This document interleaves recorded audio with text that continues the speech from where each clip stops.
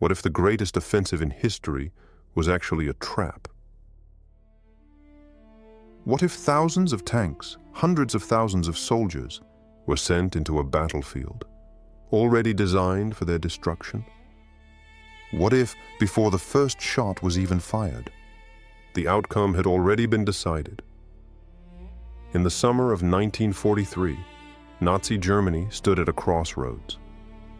Just months earlier, its army had suffered one of the most devastating defeats in modern history.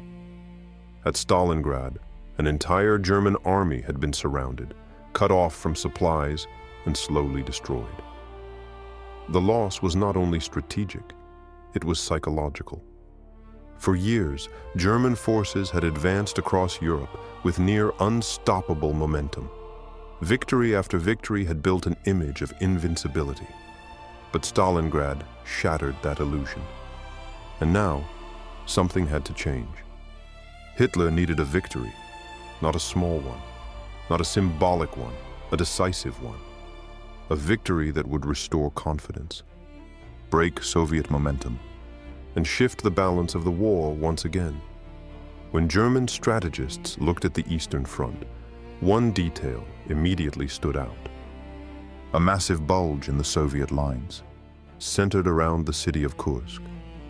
On the map, it looked like an opportunity, a weakness, a position that extended too far forward, exposed on both sides.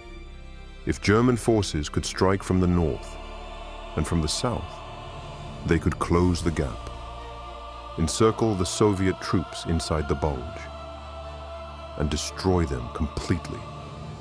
The plan was given a name, Operation Citadel, and on paper, it was brilliant. Two powerful German groups would launch the attack. From the north, General Walter Model would push south. From the south, Field Marshal Erich von Manstein would push north. Like two blades closing in, they would trap everything in between. And this time, Germany would not rely only on speed. It would rely on power. New tanks were being introduced, the Tiger, the Panther, heavily armed machines designed to dominate any battlefield. Their guns could destroy enemy tanks from long distances. Their armor could withstand most attacks. On paper, nothing could stop them. But war is not fought on paper. And there was one decision that would change everything. Delay. Hitler postponed the operation. He wanted more tanks, more preparation, more certainty. Weeks passed, then months. And during that time, the Soviets were not idle. They were watching, listening, learning. Through intelligence networks, reconnaissance flights, and intercepted communications, the Red Army began to understand exactly what was coming. They knew the target. They knew the direction of the attacks. They even knew the timing. And instead of reacting in panic, they did something unexpected. They chose to wait. Under the leadership of General Georgy Zhukov, one of the most capable commanders of the war, the Soviets made a decision that would define the battle. They would not attack first. They would prepare. And what they created was unlike anything seen before. The land around Kursk began to change. What had once been open countryside became a defensive masterpiece. Trenches were dug across vast distances, not just one line, but multiple lines, deep, interconnected, carefully planned. Anti-tank obstacles were placed with precision. Barbed wire stretched across the fields. And beneath the surface, hidden from view, lay death. Mines, hundreds of thousands of them. Every step forward for an attacking force would be dangerous. Every movement uncertain. Entire zones were turned into killing fields. But the most important element of this defense was depth.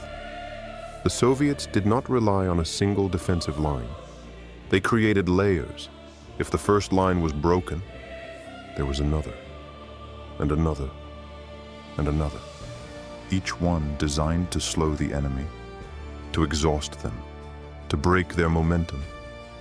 And behind all of this hidden from immediate view, was something even more powerful. Reserves, fresh units, tanks, infantry, artillery, waiting not to defend, but to strike back. When the German offensive finally began in July 1943, the scale was overwhelming. Thousands of tanks moved forward. Artillery shook the ground. The sky filled with aircraft. At first, it looked like the plan was working. German forces advanced. Positions were taken. Ground was gained. But then, the reality of the battlefield began to reveal itself. The ground itself turned against them. Mines exploded beneath advancing tanks. Tracks were destroyed. Vehicles were immobilized. And once a tank stopped moving, it became a target. Hidden Soviet anti-tank guns opened fire. Artillery struck from a distance. Infantry units, protected in trenches, resisted fiercely. Every meter gained came at a heavy cost. Progress slowed. Momentum began to fade. What was meant to be a fast, decisive breakthrough became something very different. A slow, grinding, deadly advance. The deeper the German forces pushed, the stronger the resistance became. The defensive lines did not collapse. They absorbed the Uda and held. And with each passing hour, the German forces were being worn down. Then came one of the most intense and chaotic moments of the entire battle, Prokhorovka. Here, the battlefield transformed into something almost unimaginable. Hundreds of tanks collided in close combat. There was no space, no time, no clear lines. Everything happened at once. Explosions, smoke, fire, metal crashing into metal. Soviet T-34 tanks charged forward aggressively, closing the distance as quickly as possible. They understood something crucial. At long range, German tanks had the advantage. But at close range, that advantage disappeared. So they rushed forward, engaging at point-blank distance. The battlefield became chaos, a storm of steel and fire. Crews fired blindly through smoke. Tanks maneuvered desperately to survive. Some collided, some burned, some kept moving through the destruction. It was brutal, confusing, relentless. And in that chaos, something shifted. Technology no longer dominated. Precision disappeared. What remained was human will. Numbers, speed, determination, and slowly. The German advance stopped. Not suddenly, not dramatically, but gradually. The momentum was gone. The offensive had failed. Then came the decision. Hitler called off Operation Citadel, not because the battlefield had been completely lost, but because the situation had changed. In the West, Allied forces had landed in Sicily. A new front had opened. Germany could no longer commit everything to the Eastern Front. Resources had to be redirected. The offensive ended. But for the Soviets, this was not the end. It was the beginning. The moment they had been waiting for.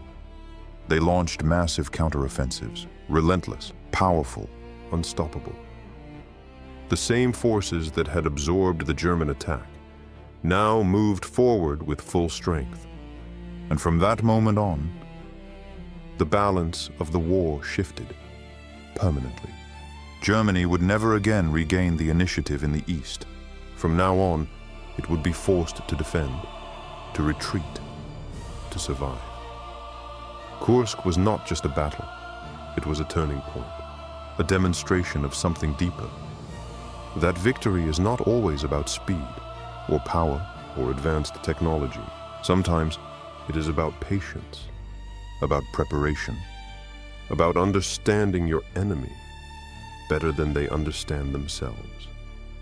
Germany attacked with strength, with confidence, with some of the most powerful weapons of the time. But the Soviets responded with something stronger: anticipation. They didn't just defend, they shaped the battlefield.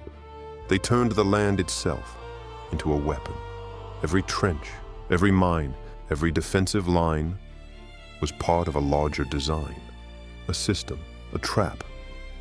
And when the moment came, it worked perfectly. From that point forward, the war had changed. The momentum had shifted, and the hunters had become the hunted.